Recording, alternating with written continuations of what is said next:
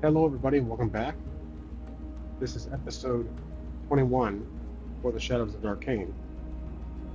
Now, where we left off, the team and Captain Waverly were about to enter the underground tunnel system beneath Riverport.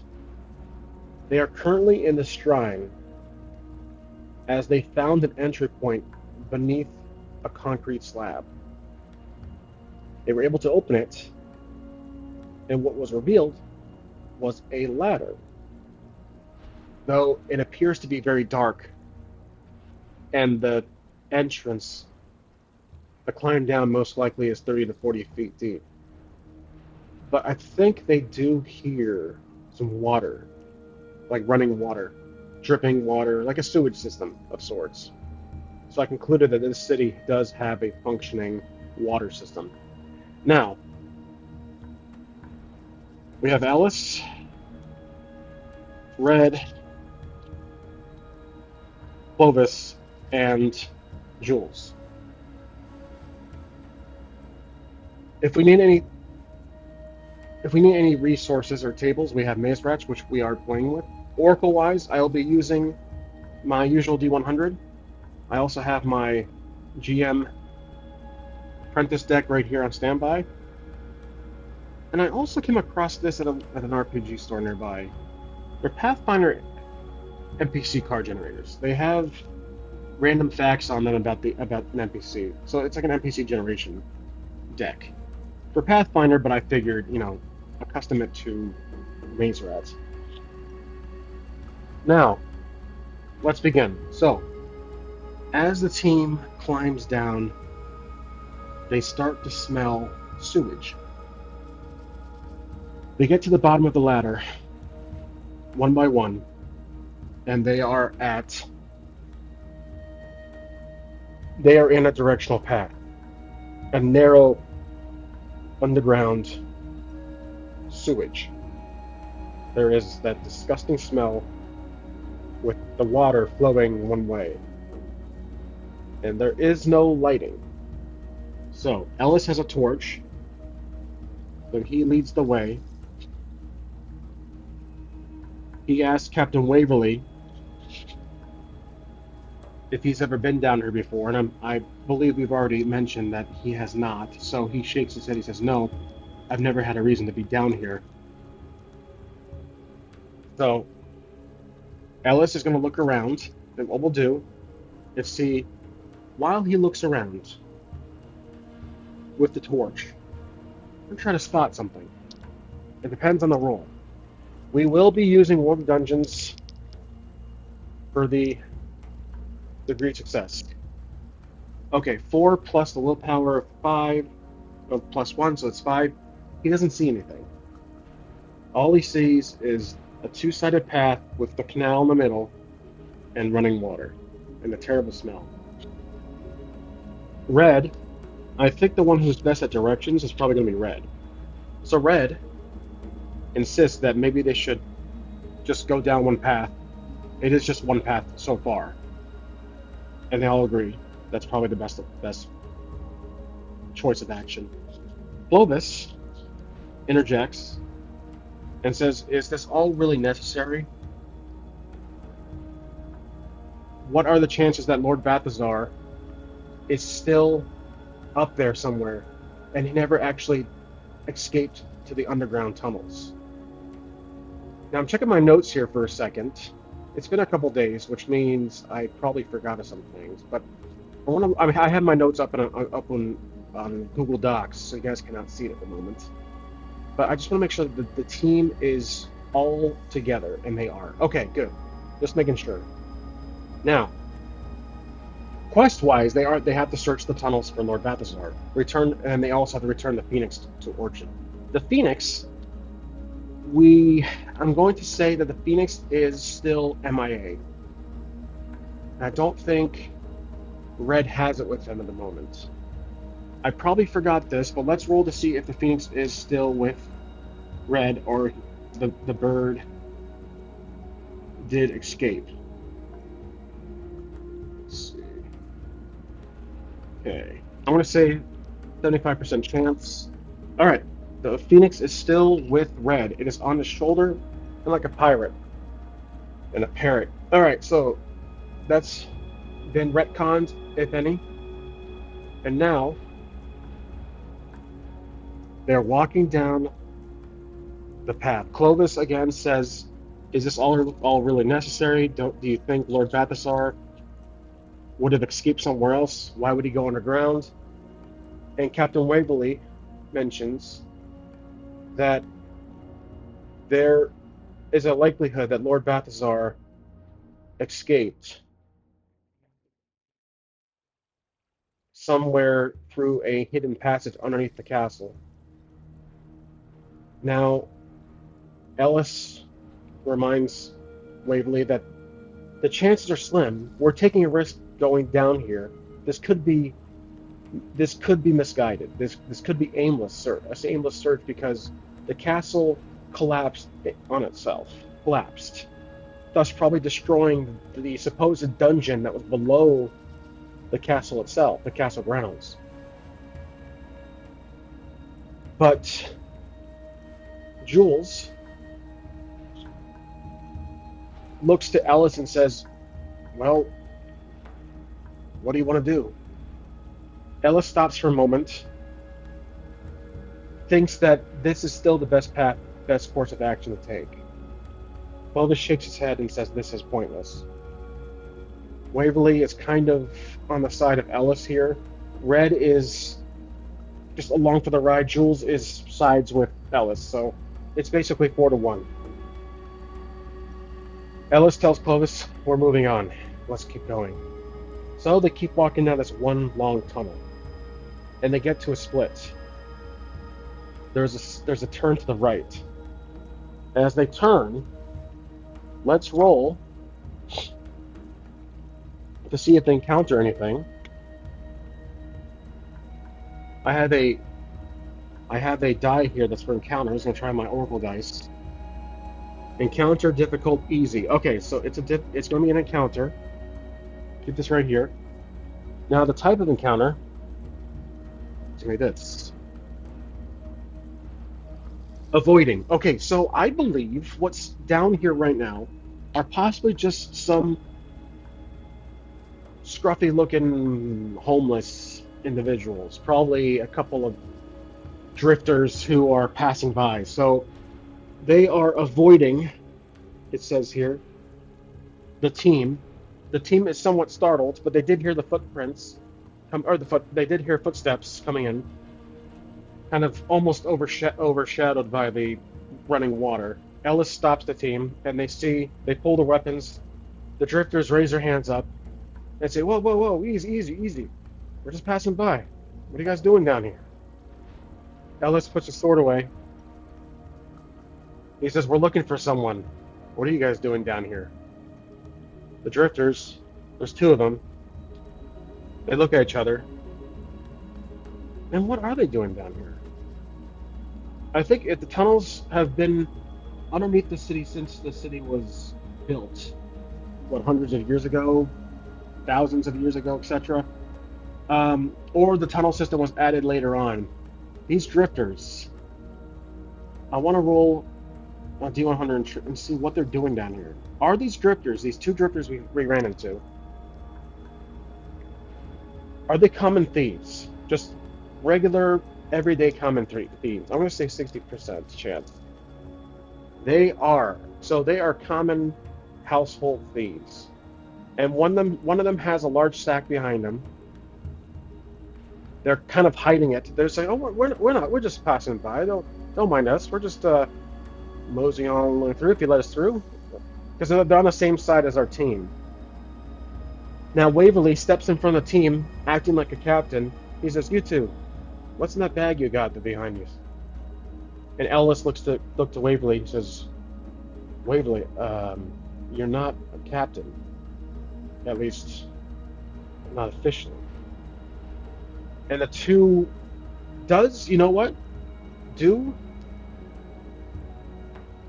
These two criminals, these two, I want to say pickpocketers, do they recognize Captain Waverly from the past. I'm gonna say 80% chance. Oh, 82. Their memory is a little fuzzy. They kind of give Waverly an odd look, like he looks familiar.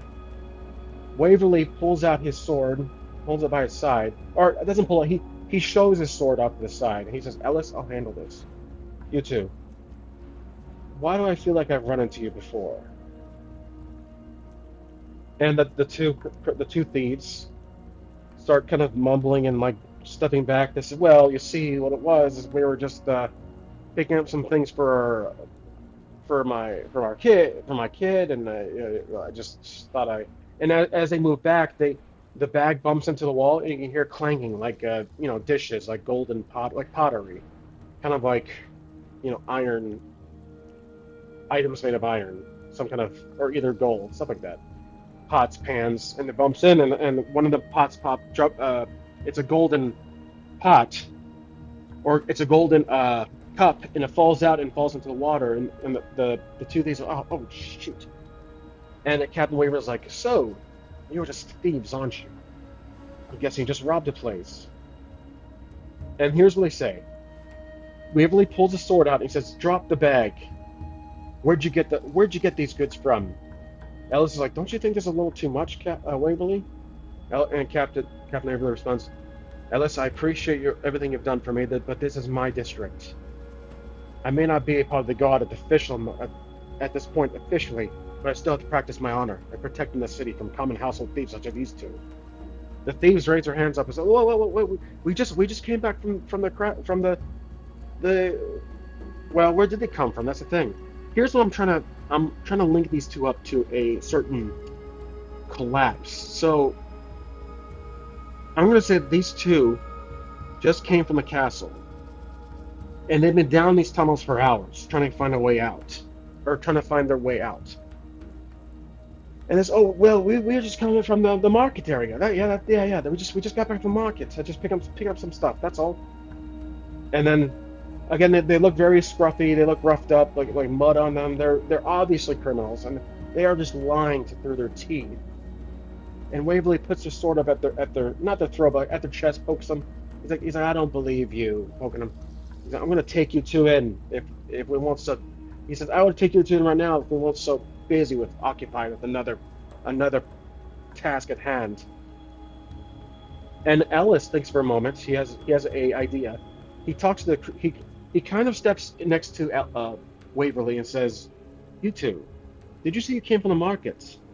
And then they said, "Yes, we did actually." But and Ellis kind of interrupts. He says, How'd you get down? Is there an access point in the market area?"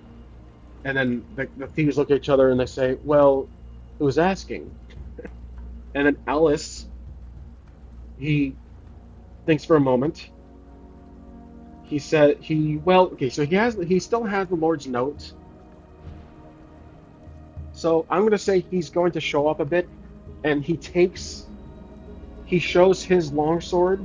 He moves his cape, if he has one, off to the side. He says, "I work for Lord Balthazar. You really want to question my authority as the royal guard?" So he's lying right now. It's a lie. So let's roll to see if we can convince these thieves. I'm gonna do advantage because we are kind of intimidating them with Waverly by our side. +1 on this roll. Oh, that's 11, and that's going to be a 12, unnatural 12. So that is a very good roll. And what this does for Ellis, they reveal that there is an access point right next to the castle, and there is a underground storage room, like a shack, but it's underneath. There's like not necessarily escape hatch, but more so like a door that goes into the ground. It comes up, and they said it wasn't. They just came from there. They're sorry for robbing it, but this place was not guarded. They're just trying to make a living. They're just trying to basically give all these excuses. And so he's thinking. Alice asked the two, "Did you see anybody there around that storage room?" And let's see, did they see anybody? I'm going to say 75% chance. They did. That's a good yes. They said, "Yes, we did see someone actually. He was down in He was walking. Let's see. Maybe it was okay. Here's an idea.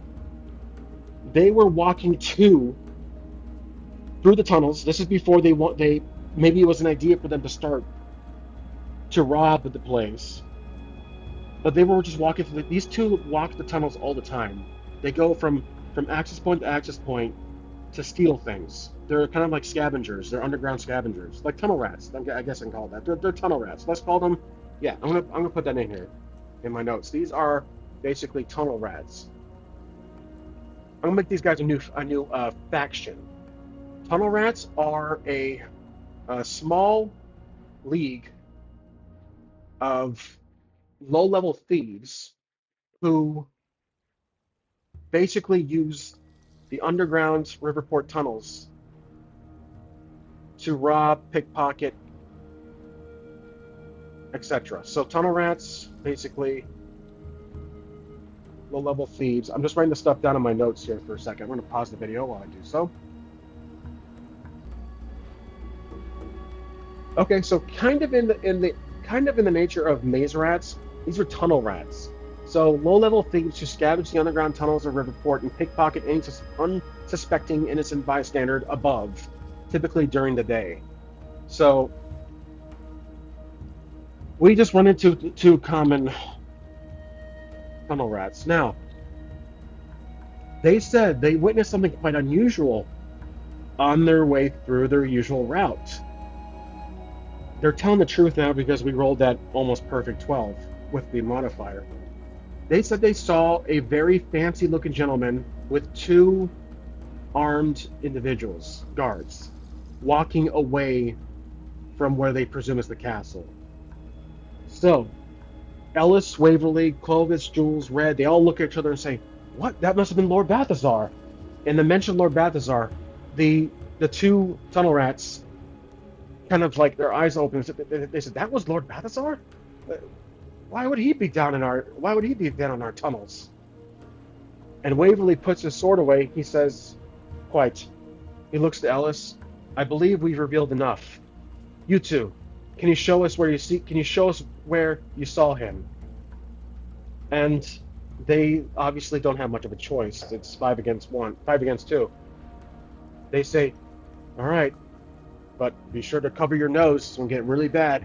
They turn around and we follow them. So they lead us through a slight maze of tunnels and turns and jumps and little bridges over the sewage. The smell's getting pretty bad. We are getting to the heart of Riverport. We are right underneath the market, and you can see sewage manholes, sewage drains above the heads, and you can see people walking and noise, chatter, and they come up to a not necessarily a fork, but a turn.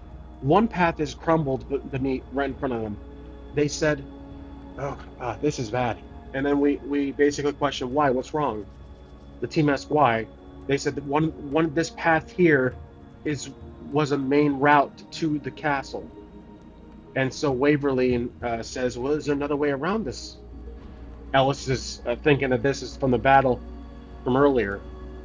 And so do they know another way around? I'm going to say 90% chance because these guys are tunnel rats. That's a 91, and I do not believe my roll here. I just had to roll. Okay, so they are trying to think really hard right now about what other path they can take. There is another path to the right. Ellis points and says, "What about this path right here, to the right?" They look, and again, we still have our torch. They probably have their own torch, kind of hanging on the back of their head, on their bag or travel pack. They says, "Well, I don't recommend going down that direction." And Waverly says, "Well, why not? What's down there?" They could be lying. They says, "Well, we don't know. That's why I don't recommend going down there." Again, that's why we rolled. So they sigh and says, "We don't really have a choice. There's no way around the where we saw it. Are you sure you guys saw? Are you sure the path that's been demolished here is where you saw Lord Balthazar and his two royal guards?" Remember, I haven't forgotten, the royal guards were corrupt. And we did see the two loyal guards of Captain Lord Balthazar killed against the wall when we encountered Captain Aetherian. So Red remembers, taps Ellis on the shoulder and says, "You did forget, right? The royal guards. They are part of the cult." Ellis is thinking about that for a moment. He says, "It's possible, but why would they be leading Lord Balthazar away unless they had something in mind?" So Waverly interjects and says, "That means Lord Balthazar might be in danger if there's two royal guards directing him out." So Waverly asks the two tunnel rats. He says, "Are you sure these two guards with the Lord were heavily dressed in very fancy, spiffy-looking armor and weapons and shields?" And they're going to say 50-50, were these two guards looked like city guards, or were these basically these two royal guards? That's what I'm rolling for. I'm going to say 75% chance. Yep, they were. And they nodded. Said, yes, these two were far more, they were far more well armored compared to the city guards. And Waverly kind of takes offense to that. He says, yes, well, we have to find Lord Balthazar. And we're right now at an incline. We're right now at an impasse. Our path is blocked, and you two are completely useless at this point. And Ellis says, wait. Before we let them go, he asks, was Lord Balthazar in a rush, or was he being escorted at a casual pace, if that makes sense? And the two tunnel rats look at each other, and they're trying to recall, do they know? Do they know? I'm going to say 50-50. They don't. 69. They don't. This is it's hard to tell. It was fairly dark. We just saw them walking by. I'd say I'm not really too sure. They passed us. We really didn't focus on them too much. We heard the armor. We saw them dressed from their backs. So Ellis says, "Come on, you two. You have to be honest with us here. Did you see them fleeing, like running, or were they walking?" So the tunnel rats look at each other. They said, "Look, are we being interrogated? Are we under arrest, or can we go?" Ellis then pulls his weapon out. He says, "Listen, you two. You showed us this far. I am losing patience. Answer this one question, and you're free to go." So I'd say the tunnel rat who's holding the bag says, "If we answer this question, can we keep the bag?" it, Waverly says, "Well, I don't think that's a good idea." Ellis says, wait, Captain, hold on. Yes, you two can keep that bag of whatever it is you're holding on to, as long as you tell us where and why. Or I'm sorry, as long as you tell us, was the Lord being escorted at a fast pace? And they say, yes, it seems they were walking briskly. The Lord's cape was definitely flaunting in the wind down here. So they say, fine, you're free to go. So the team kind of scoots over. The tunnel rats kind of jogs away as they make their way out. Waverly tells Ellis, "I don't think it was quite a good move, my friend, to let those two go. Those tunnel rats are quite a problem here in the city." And then Ellis says, "I am aware. We have to understand. It's the honor of it. They did help show us here, and we should be able to find our way through from here now." Waverly puts his weapon away. He sheaths his weapon back in. He says, "Fine, but if this two cause trouble, it's on you four. So, where should we go now?" Well, Ellis says, "Well, the only one path to our right, we have to go down here, even though it goes away from the market." So, the team makes their way down this path for probably 5 to 10 minutes later. Did they encounter anything? Let's roll 50-50. 74. They have not encountered anything. It's been a very long, about 10 minutes up down the same path. Suddenly, the path starts to turn a bit, like kind of ovals around, kind of not necessarily a U-turn, but turns this curve north. and they start to hear sounds down the hall, or sorry, down the tunnel. They stop. They listen carefully. We're gonna roll for perception. This will be Ellis plus one. 5, 6, 7, 8. Okay, so he can hear voices chatter coming further down the path, echoing through the tunnels, off the walls, the brick walls. He says, "Be quiet. I think I hear some voices down there." So he tries to listen intently, but he only makes out a few words. He says it's definitely common. It's English. He says definitely English. I can't make out what they're saying. So Clovis says, well, let's go. Let's continue. Waverly says, draw your weapons, my friends. So they draw their weapons. They unsheath their swords, blades, daggers, crossbow, etc. And they walk down this path. There's no more sewer. The water kind of goes underneath the wall, and now it's just a straight path. They do see a skeleton. Not skeleton. They do see a corpse. They stop for a moment. The corpse, is it a fresh corpse? Like, was this person killed recently, or has it been down here for ages? So, is it a fresh corpse? 50-50. 66. It's not. It's been probably down here for a few months. So they found a dead person. This person, let's see, like, is it someone significant? I'm going to draw a card. Let's see who this person is. Let's use the NPC cards.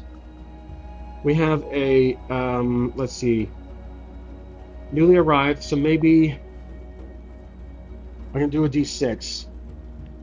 5. It's a local resident, and there are names. I'm trying to figure out why they're down here. So Ellis asks Waverly, do you recognize this person?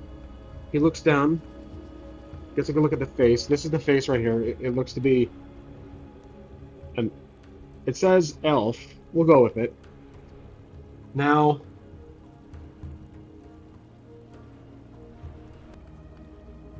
okay, so the secret of this character is an encounter with a deadly creature a few years ago gave this NPC a newly found appreciation for life. Unfortunately, the creature's still hunting him. So, this person was killed by a creature.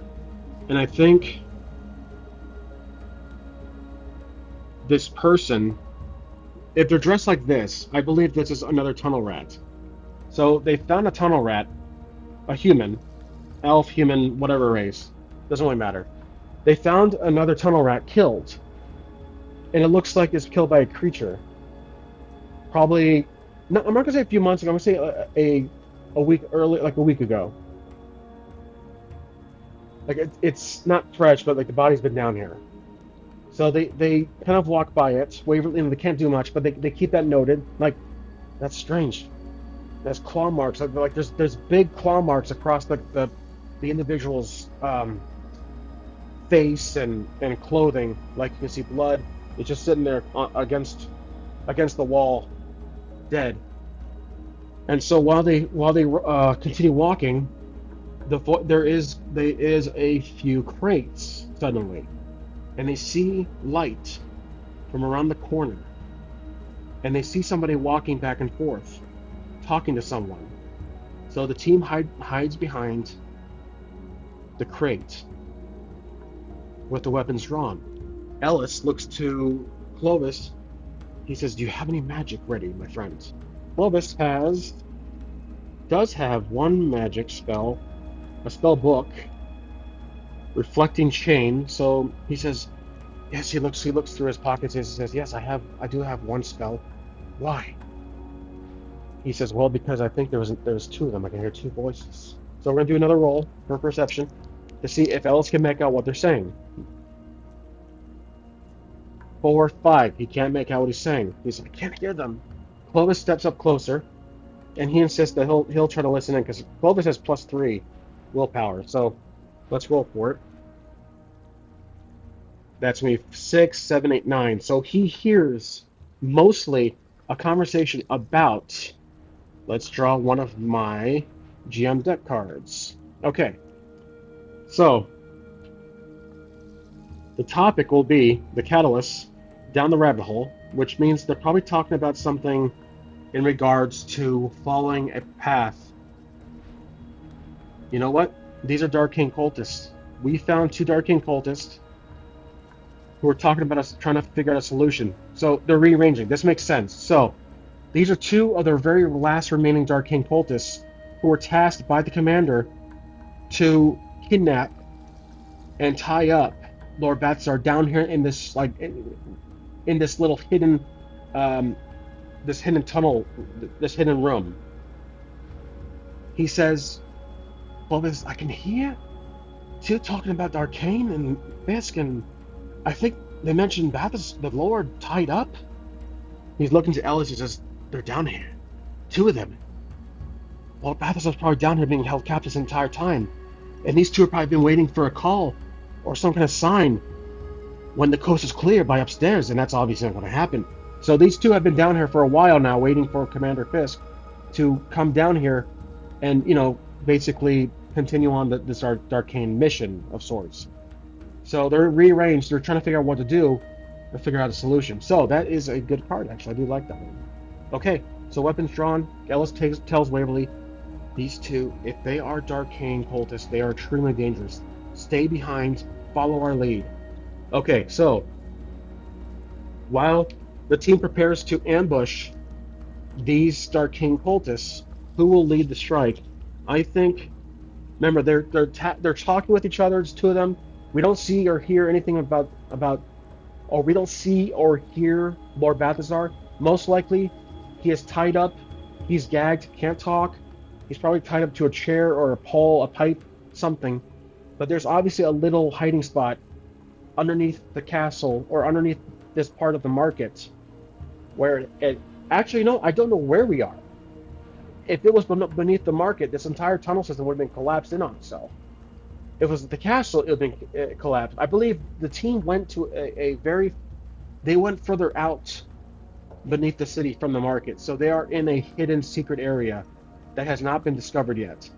And we don't exactly know where they are, but we do know what to do.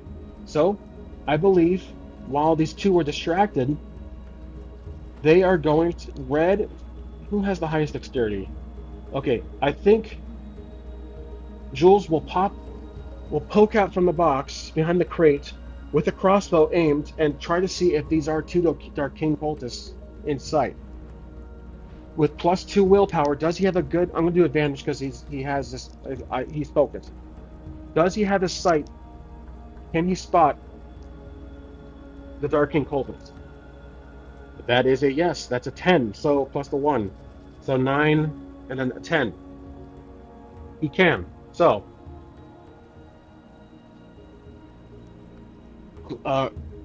Jules quickly tells Ellis, shot. Ellis says, take the shot. Jules fires, and we're going to roll again for advantage because we're ambushing. +1 dexterity because it's a ranged shot. So we're firing a crossbow at the Darkain cultists we have in sight. And that is going to be a 6, 7, 8, 9, 10. That is a standard success. The crossbow fires, shoots, and hits the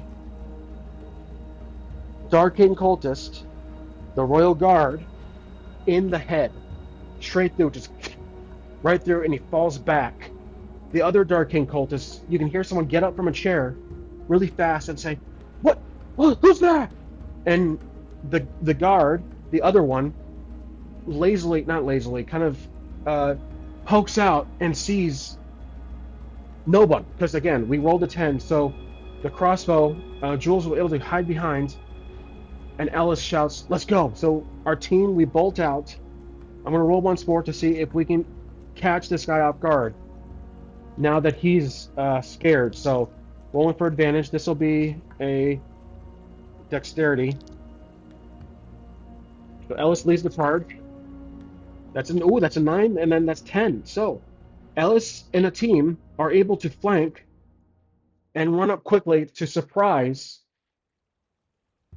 the remaining loyal Gardists, or the Tarkin cultists, as he is trying to get his weapon ready. So he sees his friend get killed.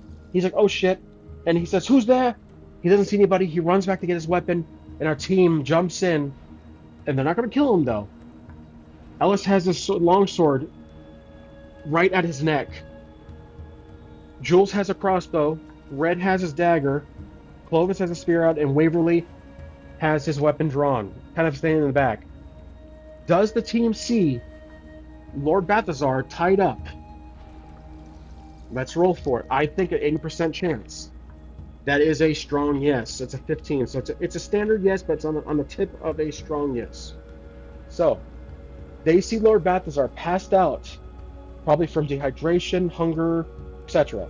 He's passed out against tied on a chair, with his hands behind his back, and his head is leaning forward, and he's drooling. So they notice Lord Balthazar, and Ellis pokes the sword against the Darkain cultist's chest. You bastard! What did you do to him? What did you do to him? What did you do to him? And the Darkain cultist, we're gonna roll for intimidation. This will be willpower. That's 6, 7, 8, 9. So it does kind of work. He says, "Well, we obviously needed information from the Lord. I won't tell you what it was." And then he says, "You bastard! You killed my friend. We were just doing our job." Waverly looks to the other Darkain cultist who was killed, and they don't look like the traditional Darkain cultists. They look like they were paid off.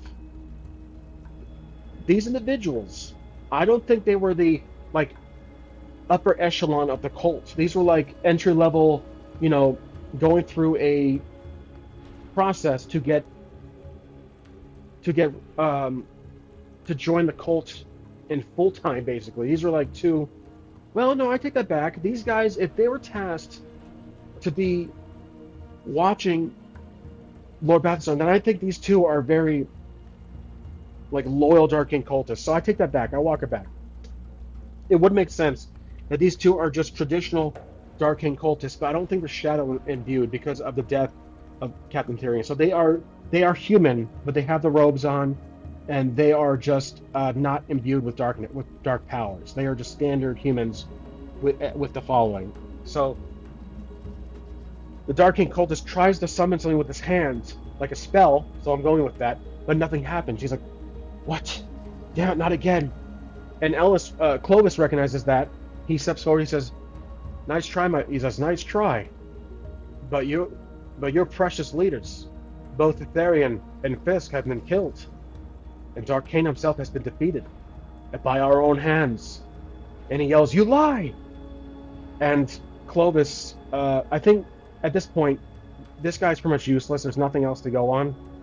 So Ellis says that's enough. He tells Waverly to tie him up. So Waverly gets him rope, ties up the remaining Darkain cultists. Ellis runs up to Lord Balthazar, tries to shake him, see if he's okay, or not shake him, tries to wake him up. "Balthazar, please wake up, my lord." Does he wake up? He's not dead. He's just passed out. So does he wake up? I'm gonna say 60% chance. Ooh, he does. He goes, "Oh, what's happening?" And then he sees the four and then Waverly. He says, "My word, you've come to rescue me, Captain Waverly. You're here too." And then he sees Waverly tying up the guards. He says, "Yes, my lord, we've come to your rescue. This is amazing. You found me. My gosh, what happened up there?" He said, "Well, first drink some water." So I'm gonna say there is a table with some water and food. He gives him some water, drinks some water. He said, "Well, I was escorted down here shortly after that battle was happening in the market. I figured it was you four. So Fisk insisted, or I'm sorry, Captain Itharion insisted I be escorted down here, which is highly unusual, to this place, this very atrocious, smelly place." And then Ellis says, "Yes, I assumed that was probably why you were down here. It's unusual indeed. Both Captain Itharion and Commander Fisk were in on it, sir, my lord. They were corrupted by Darkain himself. They were working against us. We defeated them both, though at the loss of the castle and many lives. The battle was long and treacherous, but we came up victorious, unfortunately, the loss of life." Lord Balthazar thinks for a moment. He says, "Well, as long as you stopped Darkain, saving most of the city, I commend you for what you did, and I thank you. I do not know what I would have done without you four. And you, Captain Waverly, rightfully now my new returning as captain. So Lord Bathstar basically reunites Captain Waverly. Waverly stands up in confidence. He says, "Thank you, my lord." He bows. That is much appreciative. And Balthazar says, "Now please untie me." So we untie him, and that is the end of that scene. So we rescue Lord Balthazar. We killed the two reigning cultists. Not very difficult. Like I said, I don't think they were magically imbued. If they were magically imbued, it would have been far more difficult. But because we defeated Darkain and the connection to the darkness, all that's left is the spear, which is most likely destroyed. And the third, remember, there's still that third connection to Darkain that we have not uncovered yet. But for now, I'm going to update my paths and see what we have next. Okay, so basically, we need to return Balthazar back to the surface so that he can reconvene. He can join with the current leftover city guard to figure out a plan to rebuild the castle, kind of get back things in order. Obviously, that's going to take some time, while we will be joining them. So, as far as the subplot regarding the third source of Darkain's power or soul, kind of like Voldemort with the Horcruxes, I don't really know. I was thinking originally it was going to be someone, but what we do know that the Book of Decay was one of them, one of the Horcruxes. The Spear of Might, if that was, I recall correctly, it being called, was the second, as both were wielded by Balthazar, by Darkain, but that the spear has been destroyed, completely being demolished, crushed by a piece of the ceiling. Now the third thing is questionable. We don't know what is essentially the third piece of Darkain's soul remaining on the surface. So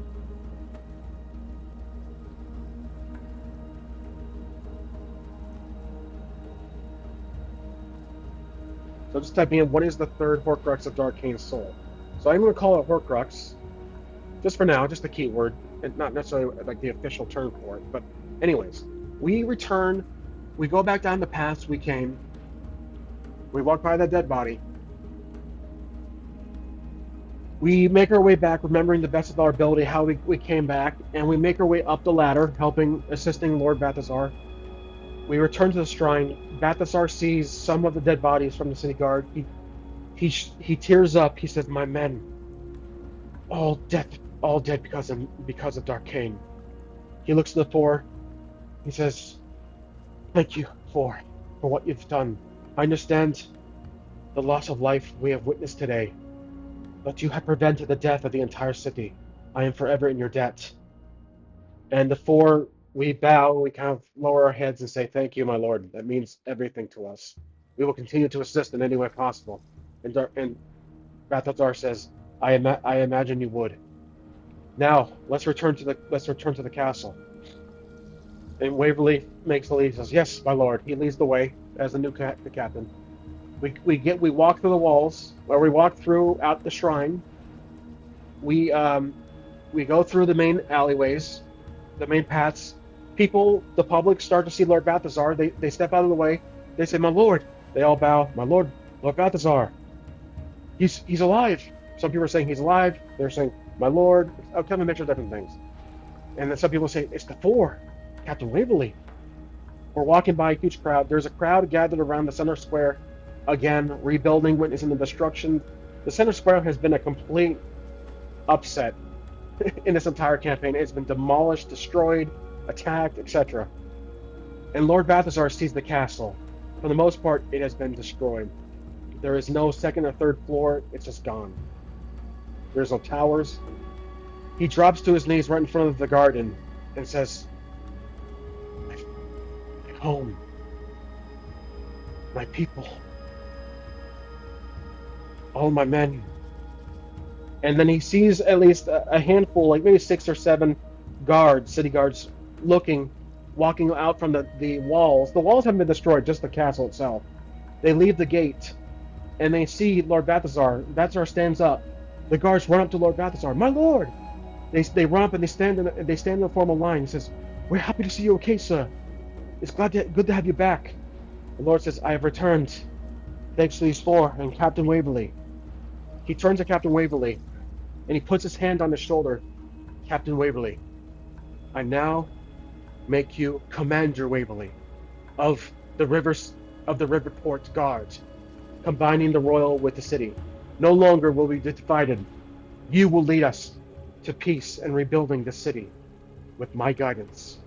Waverley starts to tear up. Again, he's kind of a young kid, so 20, 30 something. He starts to tear up. He says, "Thank you, Lord Balthazar. I will not disappoint you." And then he looks to the four. "You four, the big four, as named by the city, the people themselves. You are now going to be my four loyalists." This is the highest ranking possible. The loyalists that Balthazar had before were the two standing in front of his door. They were highly skilled, obviously they were killed by Darkain, but they were highly talented two individuals, just two. The four look at each other and they bow again. "Thank you, Lord Balthazar. We're not sure what to say." Clovis bows. He says, "This is quite the honor, Lord Balthazar. I very much appreciate this, but I must decline." Ellis, Red and Jules turn to Clovis and says, "Clovis, what are you saying?" Balthazar says, "Are you sure, my friend? You want to pass up an opportunity like this?" Clovis says, he steps forward, "No offense to you, my lord, or my friends, but after being possessed by Darkain's book, I feel responsible for many lives lost here." Balthazar says, "I was not aware of this." Ellis looks to Clovis and says, "Clovis, stop. What are you doing?" Clovis puts his hands up like this, and he tells the commander, he says, "Commander Waverley, arrest me. The destruction you see here were by my own hands. I did not deserve to be a free man." Waverley looks to Lord Balthazar. He says, remember, Waverley kind of knows what happens. Ellis says, "My lord," he bows, "excuse my friend's sudden derailment, but he was possessed by the book." And the Lord says, "Yes, I am quite aware of what happened. I had a sense the book indeed contaminated your mind, young man. But we had no need to arrest you. You might have been possessed by Darkain's magic, but that was not the actions of you. Corruption should not impact my choice. I believe in you four. And Clovis, you specifically, consider yourself a free man. It is your choice what you want to do from here." Clovis puts his hands down and he says, "Thank you, my lord." Ellis looks at Clovis, not saying anything. Clovis looks back at Balthazar. "I will depart. I have many travels and I must leave this city and search for answers regarding my soul. I may be free of Darkain's influence, but there's still some shadow in me that I must get rid of." Balthazar understands. He nods and says, "Very well, my friends. You three, welcome to the Loyalist Society." So, I'm going to call it the Loyalist Society, which is a rank bestowed by Lord Balthazar, a new rank. So basically, it is Lord Balthazar's personal guard. Okay, so the loyal guard are gone. I'm going to erase them. They have been kind of transformed, modified to the Loyalist Society. Now, I'm going to update Captain Commander Waverley. There he is, Commander Waverley.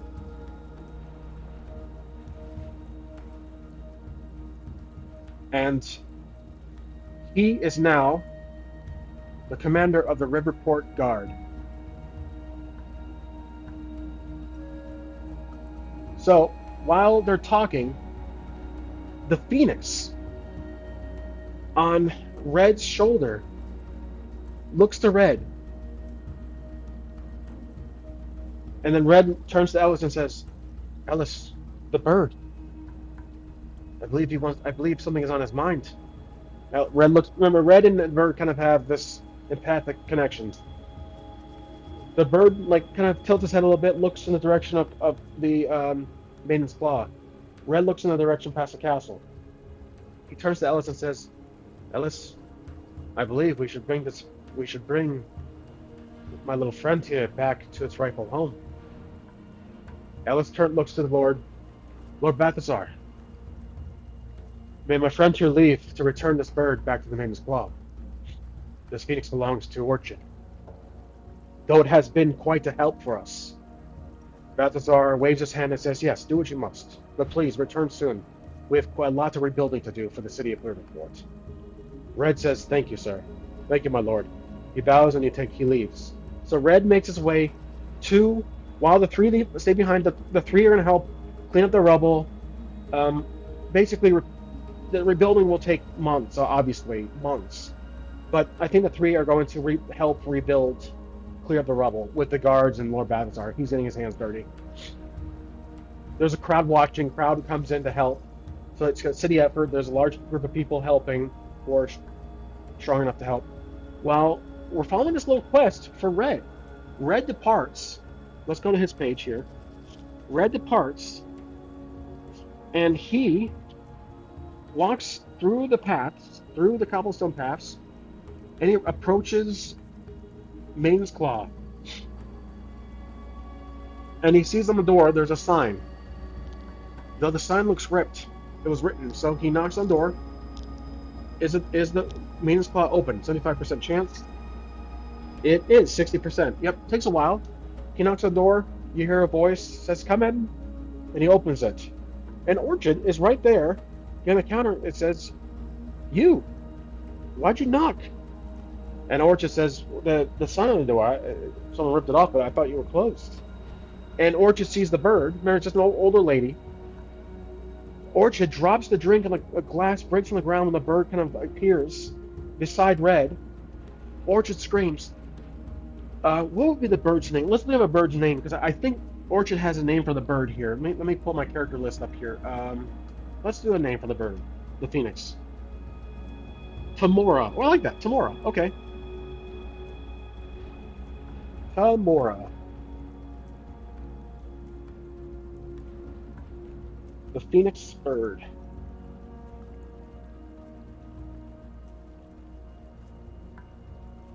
Okay, so that's the name of the bird. She yells, "Tamora!" The bird opens its wings and flies straight to the hands of Orchid. Orchid catches it right before she moves around the counter, and they kind of like the bird kind of hugs. It's kind of cute. Like the bird kind of hugs Orchid, and Orchid cries, "Tamora, you've returned!" And Orchid looks to Red. Red looks to Red and says, "Thank you for returning, Tamora." And Red says, "Tamora? I had no idea she had a name." And Red walks up to Orchid as they are, kind of Orchid puts the bird on the countertop, petting it like its head, and then Red walks up to Orchid and says, "Orchid, did you know that Tamora can shapeshift?"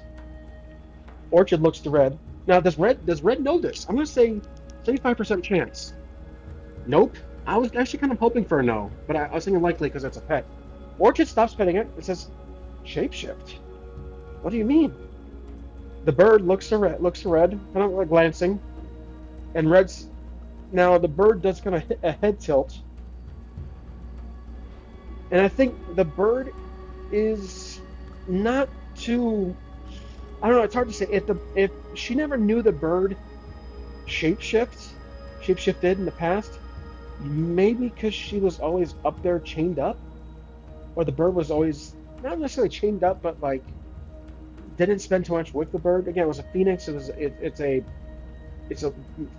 fantasy creature, or it's a majestic creature that she just happened to have upstairs based on the dice roll. And Orchid says, "What do you mean? It's shapeshift?" Red spills the beans and says, "Yes, I saw Tamora as a cat in the alleyway. Tamora helped me, guided me in some dark times in our quest. She had fought valiantly. She fended off several of the enemies we were fighting earlier." So Orchid says, "That's what all that commotion was about. That was all you." And the Red says, "Yes." Tamora looks to the Phoenix, and suddenly the Phoenix shapeshifts into the same red cat. It walks on the countertop, starts licking itself, looking at Orchid. Orchid is shocked. She goes, "Oh my, that is new. No wonder they were after her." And Red says, "What do you mean they? The pirates?" Orchid says, "Yes. Many people have been trying to get this bird for some reason, and I think I see why."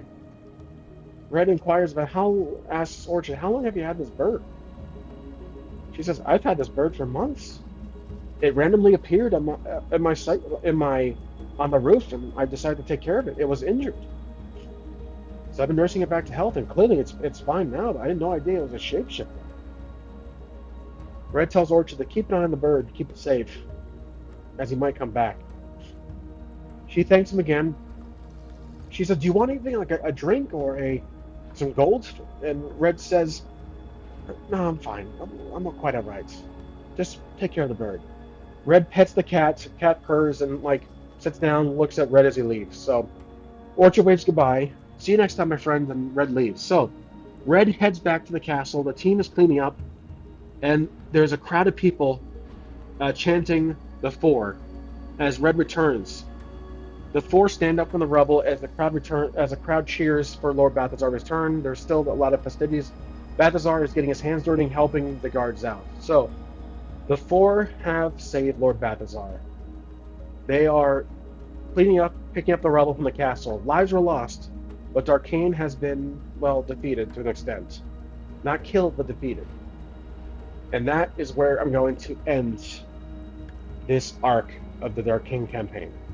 So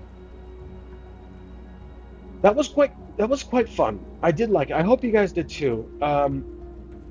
There was some different ways to end it, but I feel 21 episodes in, I felt that this was much better in terms of consistency. Besides the rule changes throughout every so often, I do apologize about that, but I do change the rules. But I believe consistency, it's been better than the Misfortune series. I'm at least trying to give myself some confidence. I'm improving on this to some extent. But I believe this was a good way to close the episode. So the team just cleans up. They are now the Loyalists, and we returned the majestic Phoenix Tamora back to Orchid. So that quest is closed. So I return that. Balthazar back to the surface. But what of the third Horcrux of Darkain's soul? We don't know what it is. We know it's a spear in the book, but what is the third Horcrux? I believe I'm going to leave that up to interpretation and possibly a sequel, a future campaign. We'll see, though.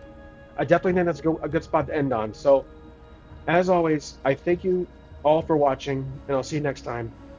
Take care.